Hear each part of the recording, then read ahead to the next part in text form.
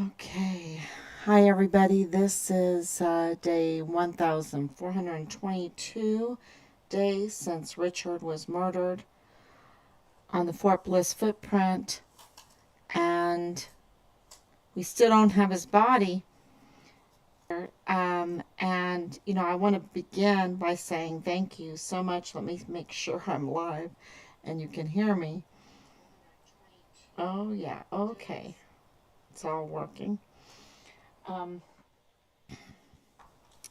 So, first of all, let me just say thank you so much for going to the article and our numbers. The article that came out at elpasonews.org. Thank you so much for responding to that. The feedback that I've gotten is wonderful. Um, because I think people are looking at that article and what Martin Paredes did as not just for this case, but for the criminal law enforcement, um, the benefit of the criminal law enforcement in El Paso. Because if we have the likes of Bob Moore and El Paso Matters and Angela Kachurga, um, tampering with narratives, tampering with the minds of people, swaying their minds with false information, with, being fake news, bringing in unreliable sources, right? Letting unreliable sources. You have to understand, Leilani Hart was their unreliable source.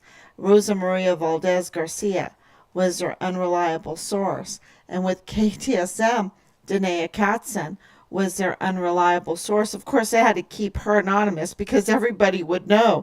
Everybody would know. And now it makes sense why they had to keep her so anonymous, right? Put her in the black, black her out, right? Her profile. So, it makes perfect sense because these three are constantly peddling false evidence, false testimonies, they're peddling lies. That's what they're doing.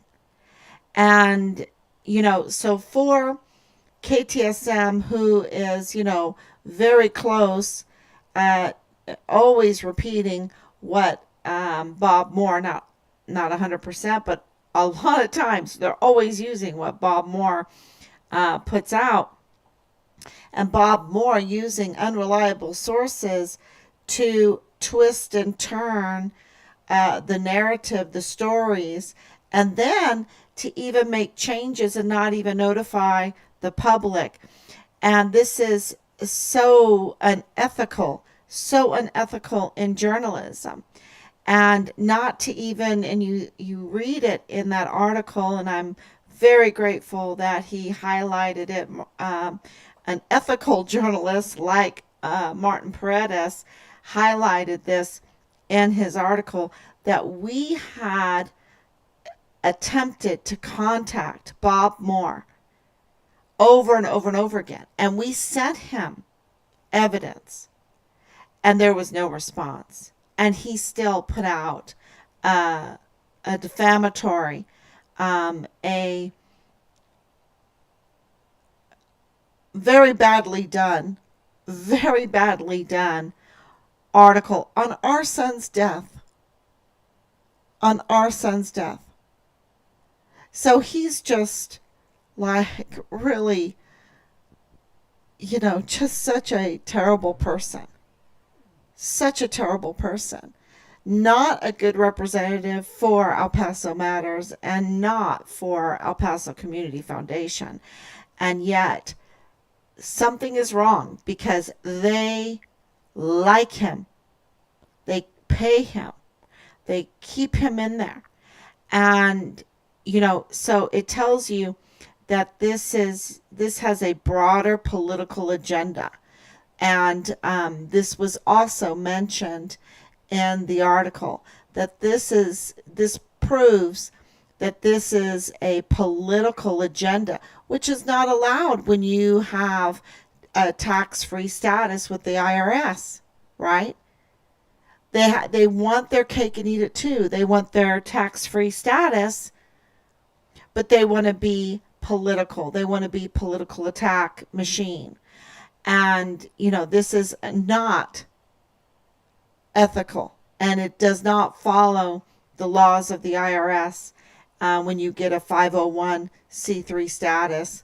And so, that he is under investigation, El Paso Matters is under investigation, is absolutely true. We can corroborate that he is under investigation by the state and by federal jurisdictions. And this is very, very important for people to know, because his unethical journalism has come back against him. And that's good news, because the criminal justice system has been harmed by him. Because when you have false information in major publications that are regularly used in the court of law, right? They're regularly used because they're time-stamped. And if you tamper with the timestamps like Bill Hicks did, that's why Bill Hicks is a usurper, right? Because and that makes him a criminal, because he tampered with official records, official documents. But with Bob Moore, so the two of them, they work in conjunction, and they're both tamperers. They tamper with our system. They tamper with our justice system. They manipulate and tamper with elections. They manipulate and tamper with public opinion, right? Which in turn works politically. And by doing that, they hurt so many people, because then you have false information everywhere and false tampered timestamps. And how can you get justice in the courts if you don't have reliable information? And so this is a very, very important story. I hope that you read through it and share it and understand how important it is, because we have 17 unethical points that we made, that we sent to him. And that is, they're strong points, y'all. They're very strong points. And that's kind of unheard of in a cease and desist. But we could not pick one over the other. All 17 are egregious. All 17 are true. We couldn't just pick what normal people do, what normally you do in a cease and desist, 4 or 5 points, because they're all equally egregious. And so we insisted that those points stay in our cease and desist. And so I'm glad that Martin Paredes picked up on that, because this is very abnormal. You can go in and Google it or search it on whatever search engine you have. How many points does a normal cease and desist have? 3 to 5, 3 to 6, whatever. But ours had 17. 17. Because this is our family. This is our son's death. This is our son's character. This is a soldier from Fort Bliss. This is almost 4 years of very hard work to get to drive the army to declare Richard the truth, that he is dead, that he has been murdered, because we have overwhelming beyond a reasonable doubt evidence that he has been murdered.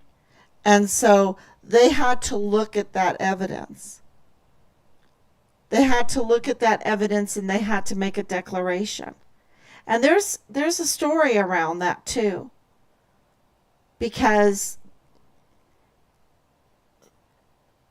they absolutely did not pick it out of the hat. They had to review it, and it took them a long time. And they had no other choice after looking at the evidence.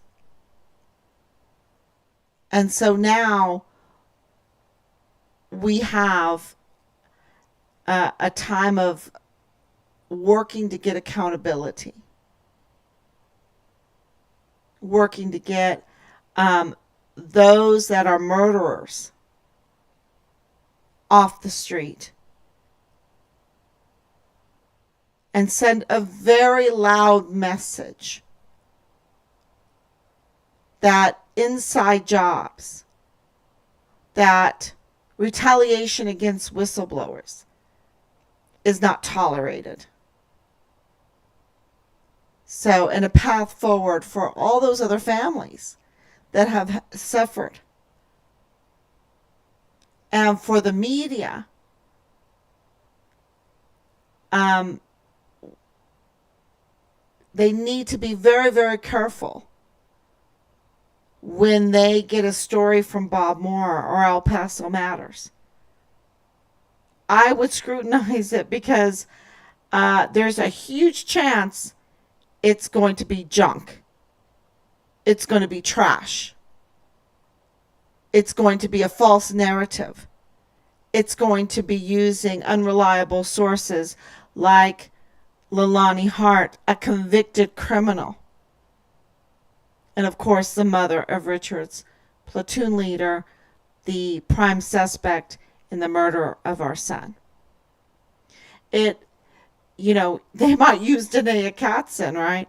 I mean, look at the way the media handled Danae Katzen's arrest the other day.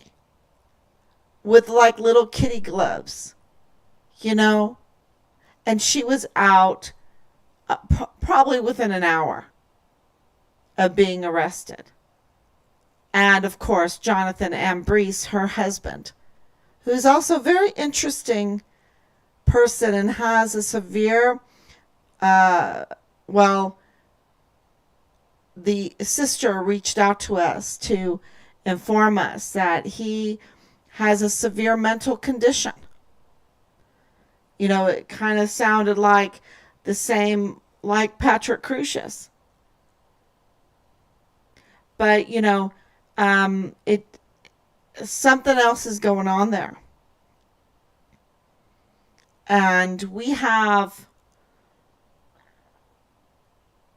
put together so much evidence, and what screams at us is the commonalities.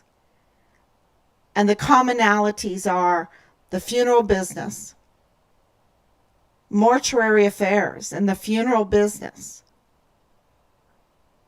and everything that goes around the funeral business, autopsies, this protection of the funeral business. Because we don't understand how Mario Raskin Ortiz can be allowed to be in his position. He's illegal. He's illegal. And every remains, every body, physical body that he touches is botched. Legally, it's botched because he's unqualified and he is illegally in this country. The last time I heard. And I don't think with a violated visa and waiver that he can easily get permission to be legally in this country. But Who knows, right? So why Veronica Escobar approved him and has supported him, why Joanne Bernal, the county attorney, approved him and supported him, is a question that El Pasoans need to ask, because every case, everybody, that includes the Walmart mass shooting victims, every one of those victims was handled by Mario Raskin Ortiz, I've been told. He handled those. Just about all of them. Should I say just about all of them? Just to be safe? Seemingly, apparently. And every one of them then has a botched manner and cause of death. Because he is the judge that judges the manner and cause of death. He makes that determination. He makes that judgment. It's a big job. And he has botched it all. And there is no wonder, because we weren't the first ones to point this out. This has been being pointed out since 2014. Joanne Bernal has been notified. Veronica Escobar has been notified over and over again. When other prominent people died and were brought to El Paso, absolutely, they were not notified. Mario Raskin Ortiz cannot go near that body. He will be arrested because he will botch that case. Because when you're unqualified, you automatically botch the case. You know, you can't have a hamburger, a chef come in and be a doctor, right? You can't do that. It's different professions. And he's not qualified. So there is something going on, but he's allowed. He has continued, even with our multiple letters. Multiple letters. He is allowed to continue in that position. And of course, Bill Hicks is a usurper of the 34th Judicial District Attorney's Office. But what you might not know is that he was in the funeral business. He was representing Purchase Funeral Homes, the funeral homes that got most of the bodies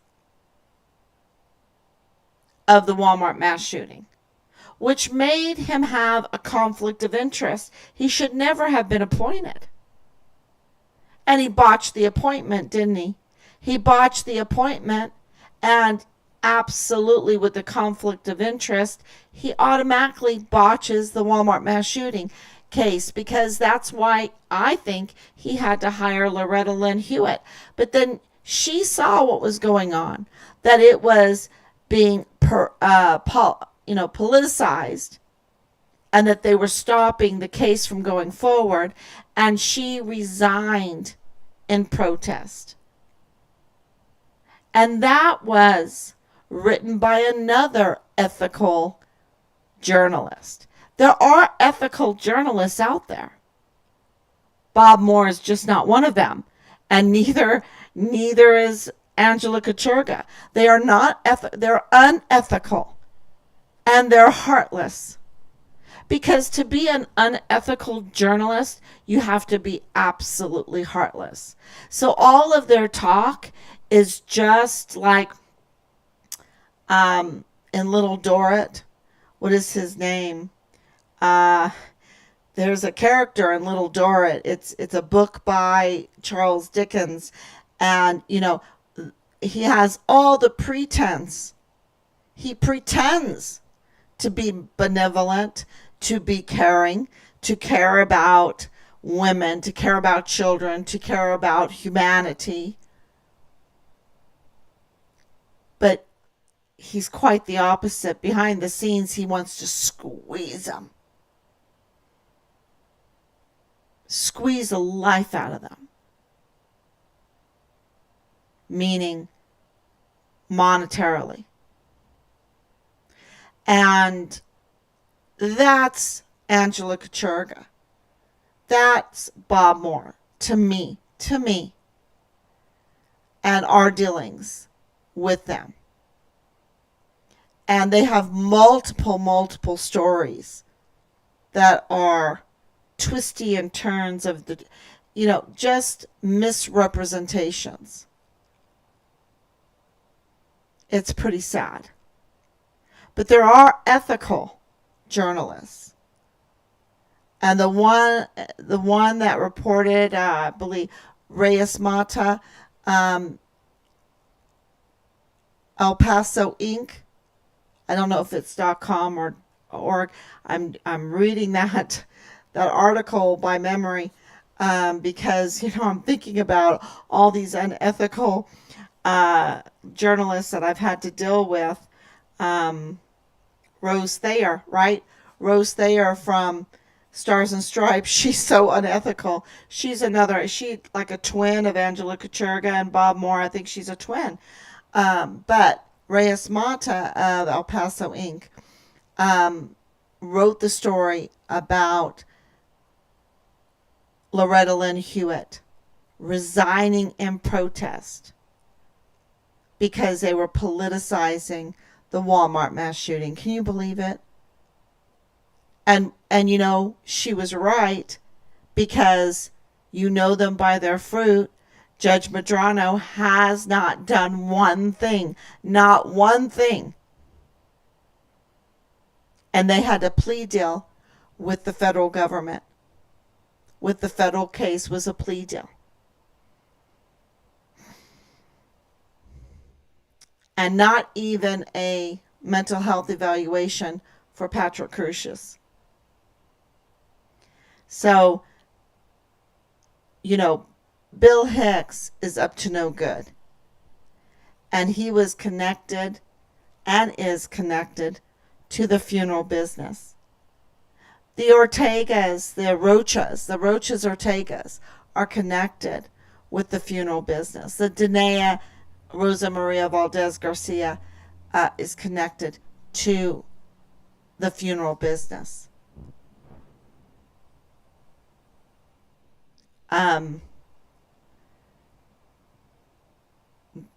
So you have this commonality. And it's the funeral business, and of course, it's the LDS, the Mormons, the congregation of the LDS congregation there, going back and forth. That is a commonality. And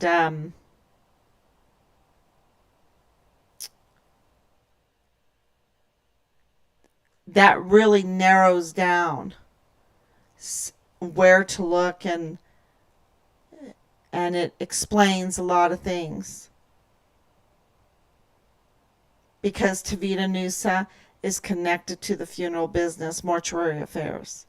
Those that have harassed us and threatened us and stole our identity, reporting false information, going behind our backs to our supporters and telling them lies and, things like this. They're connected to the funeral business, the mortuary affairs business, the graveyard business. And so it all starting to make sense. And you can kind of narrow it down as far as what happened to Richard's remains, which is pretty scary, because they have access to files. That makes sense why they had access to files, access to legal, And you see how they were working together. They were working together, and why they want to cover this up. Because, it makes you wonder, what kind of business are they in? They want people to die because that's how they profit. And then when they die, how are they profiting? Because they never stop there. Are they, what are they doing with these remains? What are they doing with the remains?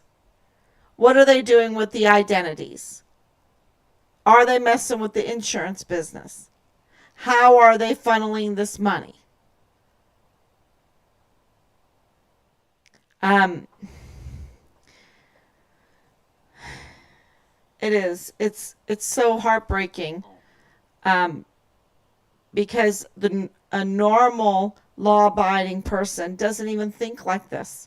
I would never have even thought like this. I would never even thought that it was possible. And that's how they can take advantage of you. Because you don't think this kind of collusion, that they would be so unethical and immoral, that they could do things like this. That they could take advantage of the funeral business. So it's very evident that there's something going on Bliss Avenue when it comes to the funeral business. And also with Bill Hicks and the funeral business. And that's coming all together. And there's a lot of LLCs and things like that. And, it's really narrowing down.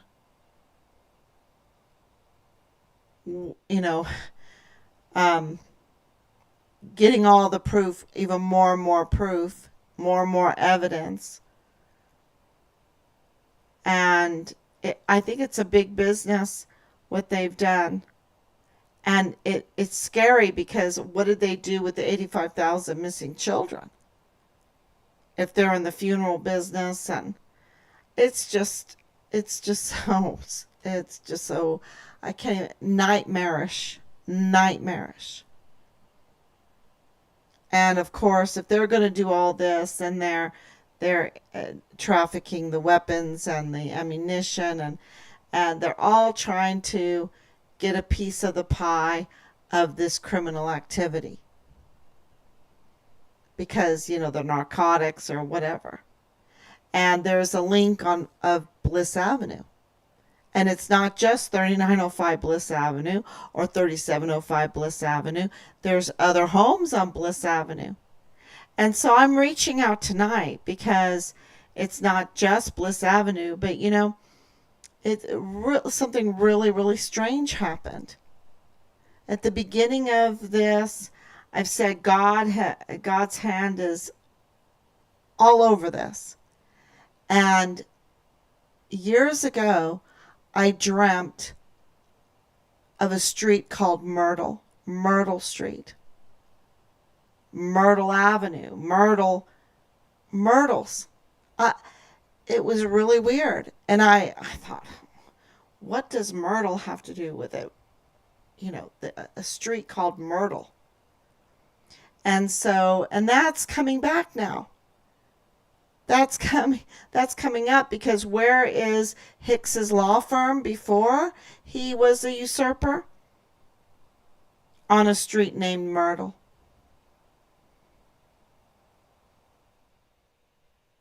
And that connects the Ortegas, which are the Rochas. When it's Boleyn, Rocha, but her mother is an Ortega. And it's her mother's side that's in the funeral business that we know of. And there's more to it. And Danae is part of it too, and Jonathan Ambrose. So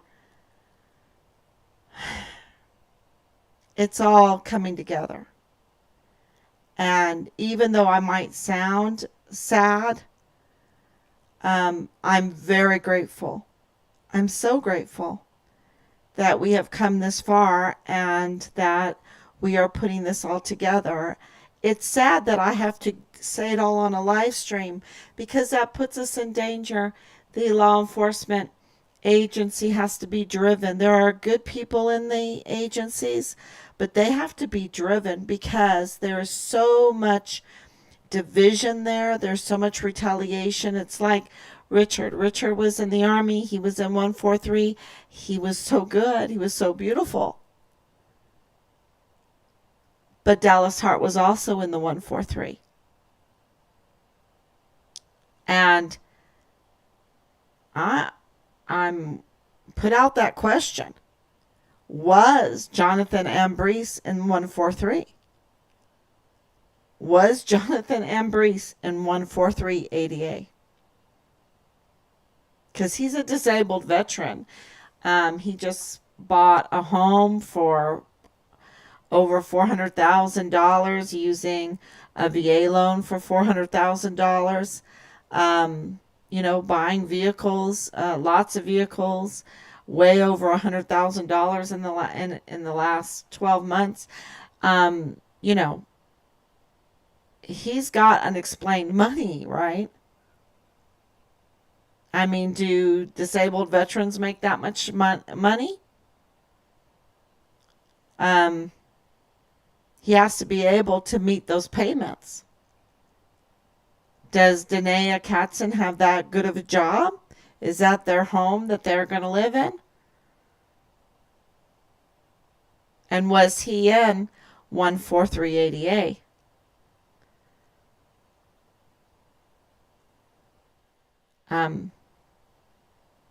Because we know that Richard was continuously, severely retaliated against, and the Field Grade Article 15, that was totally needs to be rescinded because it's just had no weight at all. Nothing. There's nothing behind it except for retaliation. And anyone that knows me knows that I would not just say that I would have evidence. And that's something also that Martin Paredes brought up, that Bob Moore said, I have no evidence. And Patricia Halliday has no evidence. I'm like, you want to make a bet? We have some hard evidence. We have circumstantial evidence, and we have irregularities, and we have piles of it.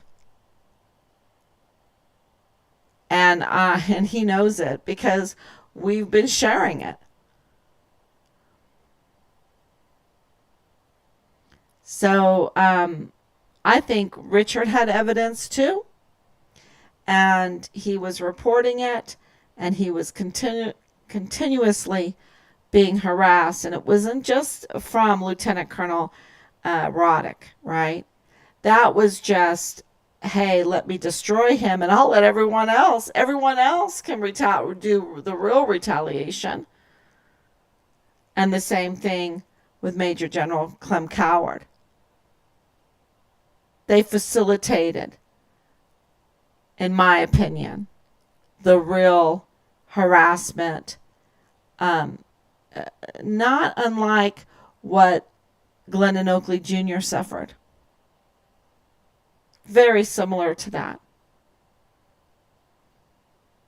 And he was found dead in his barracks in April 8th of 2020, and Richard in July of 2020. And they were both whistleblowers. So this is absolutely the orchestrated Walmart mass shooting case. And whatever mortuary affairs was used, whatever funeral homes were used, purchase, all of those people involved, we're reaching out right now and saying, look, It's botched. And if you had any part of it, you need to come forward now, because this is a capital murder case. It's going to be not so nice. And those that handled those bodies, those that covered up the criminal orchestration of the Walmart mass shooting and what happened to Richard, it's all coming to light. And there's going to be accountability. And so come forward or put things in writing. And I wouldn't be afraid. Put things in writing. You might not have good grammar. You might not have good handwriting. It doesn't matter. Put things in writing. Make it a list and come forward. Because we have enough. And Martin Paredes' article is not going to be the last one. So, because the truth is getting out there. And the ethical journalists, they're all about getting the truth out there. And, we have so much evidence now that they absolutely feel confident in reporting this story. So, thank you so much. And we will be back tomorrow, God willing, with more breaking news, right? With more breaking news. But I just wanted to lay that out for today. Thank you so much.